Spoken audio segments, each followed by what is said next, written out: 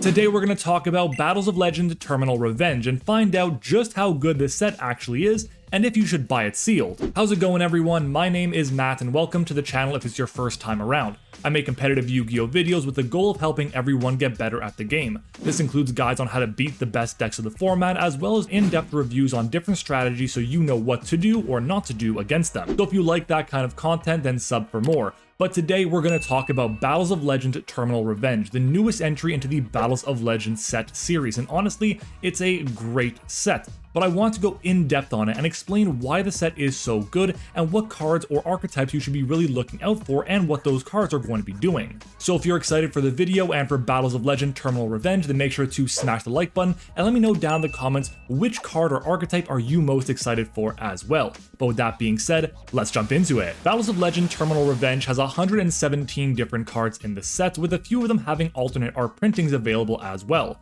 There are a bunch of secret rares, about 46 of them, and a bunch of cards that are in quarter century rare as well. Unfortunately, there are 3 cards in the set that only come in a QCR rarity, and we'll talk about that a bit later. But the main archetypes you're going to be finding in Battles of Legend Terminal Revenge are going to be Ice Barrier, Genex, Infernoid, Ritual Beast, Spright, and Branded. For each of these archetypes, I'm going to go over the new cards in the set, as well as the old cards that got reprinted, as well as different support cards that find their home in these strategies. Starting off with Ice Barrier. The new cards in the Ice Barrier archetype include Mirror Mage of the Ice Barrier, Georges, Swordsman of the Ice Barrier, Brionic, the Dragon of Icy Malevolence, Lancia, Ancestral Dragon of the Ice Mountain, and Frozen Domain of the Ice Barrier. The older cards that are getting reprinted are General Wayne of the Ice Barrier, Hexa, Spirit of the Ice Barrier, Freezing Chains of the Ice Barrier, Medallion of the Ice Barrier in both its original and alternate art, and the support cards being reprinted that aren't part of the archetype are going to be Ice Jade Ran Aegirine and Ice Jade Gimir Aegirine.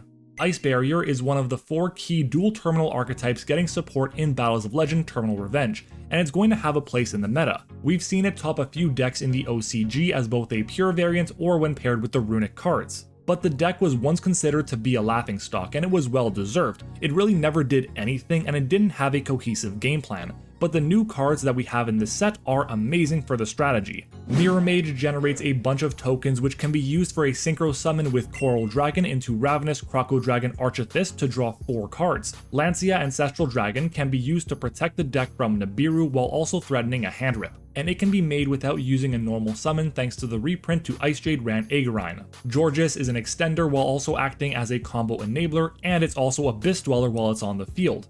The deck can synchro spam quite well, and if you don't mind locking yourself into water monsters, you'll enjoy this deck. The new Genex cards are Repair Genex Controller, Arms of Genex Return 0, R Genex Undyne, and R Genex Turing. And the older Genex cards that are being reprinted are Genex Controller, Genex Power Planner, Genex Ally Duradark, both arts of Genex Ally Birdman, and Genex Ally Axel. Genex is another one of the 4 main archetypes getting support from Dual Terminal that are going to be in this set, and the support is quite strong. But the main card the deck is getting is Repair Genex Controller, the Link 1.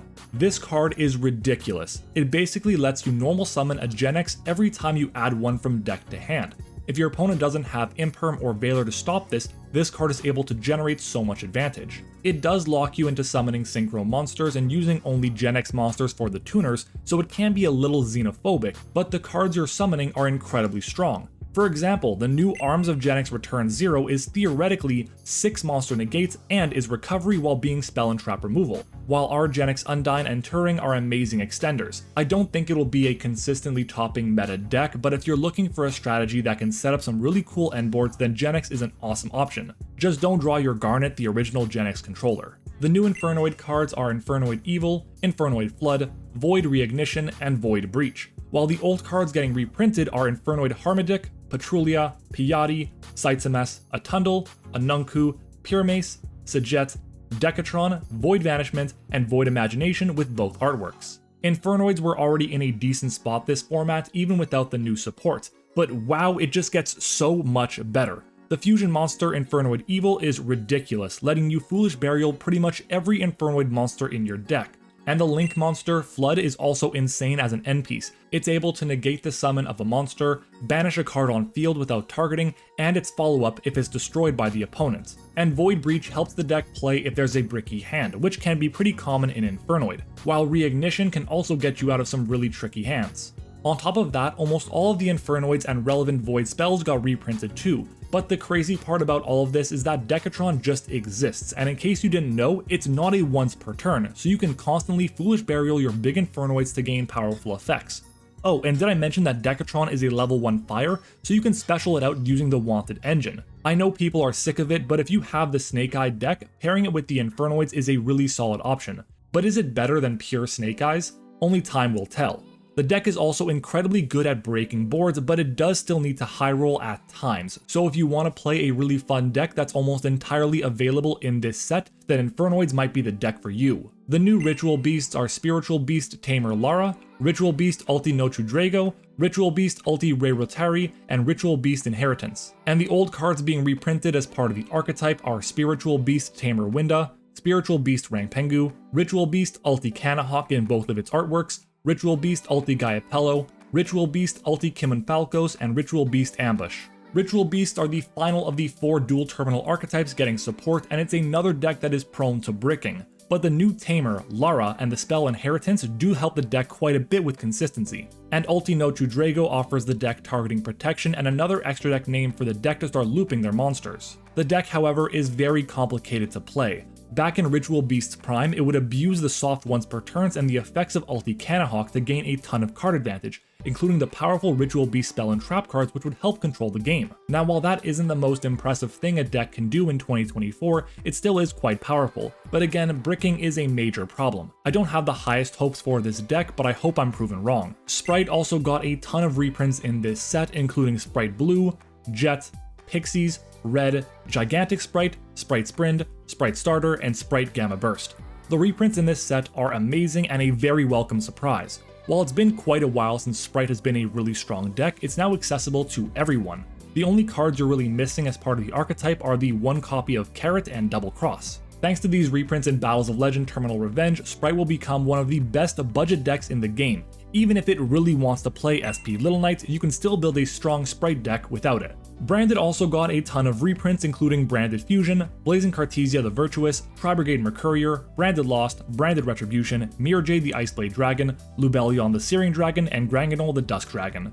The reprints to Branded are interesting to say the least. I'm pretty happy with a few of the rarity upgrades, but outside of Granganol, it wasn't really necessary. Guiding Quem was the most needed reprint, but we didn't get it, and everything else was already very budget and available in the structure deck. But if you want to play Branded without the structure deck cards, then you should be pretty happy. Just know that now that there have been a ton of reprints for Branded cards, I'd expect for the deck to get hit on the ban list. Maybe not the next one, but likely the one after the Megatons. Now while these 6 archetypes are the main ones in Battles of Legend Terminal Revenge, other archetypes also got a lot of good support, including Sky Striker. Pillar of the Future and Azalea Temperance aren't going to drastically change how the deck is played, but they do offer another form of interruption and consistency for the strategy. The toy archetype, including Box, Tank, and Soldier, really aren't that good and honestly are just pack filler, while the Electro Beast archetype is good support for Thunder type decks. The problem is, right now there aren't any good enough Thunder decks for you to really take advantage of these cards outside of maybe Spright. That being said, I am going to be picking up a playset of these cards because they could see a lot of play in the future. And the support for fish decks, also known as the white deck, is also not terrible. White Circle Reef is pretty good, but Arbitration is honestly just bad, so I wouldn't recommend that card at all. Now those archetypes did get a good amount of support, but there are some cards that will be part of an archetype but are honestly just some really exciting individual cards as part of Battles of Legend. And the most exciting one by far is Phantom of Yubel. Phantom of Yubel definitely supports the Yubel strategy and archetype, but it is a good generic card for pretty much every single deck in the format right now. And here's why. If you play a small Yubel package including 3 Nightmare Throne, 1 Spirit of Yubel, and 1 Original Yubel, you have access to a free, very easy Monster Negate, which also acts as an extender, all without using your normal summon or playing into Nibiru either. And if you're playing the actual Yubel deck, Nightmare Throne becomes a 1-card Phantom of Yubel for a negate, Barudris for a second negate, as well as Unchained Soul of Rage with Escape of the Unchained as well, and follow-up on top of that, and that's only going to be 1 singular card. Phantom of Yubel is definitely the competitive chase card for the set and will see a lot of play pretty much everywhere. But what are some other good one-off cards other than Phantom of Yubel? Well, starting off we have Shining Star Dragon, which is support for Synchro Dragon decks. Red Lotus King Flame Crime is great for Red Dragon Archfiend decks and for time on either player's turn. Winged Karibo level 6 shouldn't see much play but is technically hero support. Oil is also a new card in the set that isn't necessarily good, but it is a long time coming. Blaze Supreme Ruler of Dragons is a decent rank 7 that acts as a removal and follow-up. Ancient Gear Dragon is a negate for Ancient Gear decks, while Archfiend's Advent will likely be at most a 1-of in Shining Sarcophagus strategies. Now all the new cards are well and good, but what are the standout reprints for this set? Well, obviously the big one is going to be Diviner of the Herald. Yes, we finally got this card reprinted after its last 2 printings. We all thought it was going to be in Rarity Collection 2 and we were disappointed, but now that it's an ultra rare in this set, it should be pretty affordable for pretty much everyone as well. Diviner is a great reprint and arguably the best one of the entire set. But another really good reprint is actually going to be Substitoad. Now this card may not see a lot of meta play right now, but it's great for old school and Time Wizard formats, and it's a great reprint too. Aromatherapy Jasmine is an amazing plant link monster and was the most expensive plant card that was seeing play in the format today. I believe this is the first reprint for Aromatherapy Jasmine and it's well deserved. Kurikara Div Incarnate is another reprint that we expected to get in Rarity Collection 2, and it is an awesome reprint. There are so many cards that we expected to get in Rarity 2 that are here in Terminal Revenge instead, and that is just amazing. Is it the best, most meta-relevant card all the time? Definitely not, but it is a card that everyone should have access to in their collection for when it comes back into the format. Ib the World Child's Justiciar also got reprinted in Battles of Legend, and honestly it's a great reprint considering the card only had 1 original printing and that's it. The card was banned for quite a long time, and since it got unbanned, it hasn't really been part of the meta, so maybe it's a bit too late. And finally is Snatch Steel, a great OG Yu-Gi-Oh card from the beginning of Yu-Gi-Oh's history. Anytime you can reprint one of the OG meta-relevant Yu-Gi-Oh cards, that's a big plus, especially for collectors and competitive players, even though it's not seeing too much play right now. Now obviously there are a lot of cards that I didn't talk about in this video, and if you want my opinion on those cards, let me know by leaving a comment with a question or by joining the Discord server and asking there. But with that being said, what are my key takeaways for this set and what do I think about it overall? Well, first off, the reprints in this set are amazing. I am thrilled with the reprints that they have given us. There is no massive power card that we expected to see like Triple Tactics Thrust for example or Kashtira Fenrir, but a card like Diviner of the Herald, the Spright cards, and all the dual terminal archetypes that got reprinted as well is just really great to see. Second, the new support for the 4 main dual terminal archetypes is actually really good. I personally believe that Infernoid will be the best of the best, followed by Ice Barrier, then Ritual Beast, and then finally Genex as a close 4th place. And third, I love that there are a lot of alt arts in this set as well. Personally, I'm not the biggest fan of alt arts in general, but there are people who absolutely love them, which means we're going to see a lot more movement for the set itself, and hopefully it does very well, which will show Konami that we want good sets like this in the future. Next up for some criticisms about this set. Now, if you were paying attention, I did not cover any of the QCR exclusive cards in this set, including the cover card Dragon Master Magia. This card is the cover card of the set, and it is exclusive to Quarter Century Rare, which is ridiculous in my opinion. The fact that you can have a card that is on the cover of the set itself that has never been printed once and is only available in an extremely rare rarity is ridiculous in my opinion. There should never be a single card that is only available in an extremely difficult to obtain rarity. You can have that rarity as being a high rarity card as a Quarter Century or Starlight Rare in a different set, sure, but as long as it has an easily accessible printing in another set as well, that should be the rule here. But it isn't. If Dragon Master Magia was available in a different rarity or in a different set itself as a obtainable card, I would have no problem with it being only available in Quarter Century rarity. But the fact that it's only available in that rarity, I have a big problem with that. But I have no problem with Rose or Ray being available only in Quarter Centuries for their alt artwork. They already have quite a few printings that are more accessible, so I have no problem with it. But the other problem I have with this set is that compared to the previous main Battles of Legends set, Monsters Revenge, there are fewer Quarter Century rares available.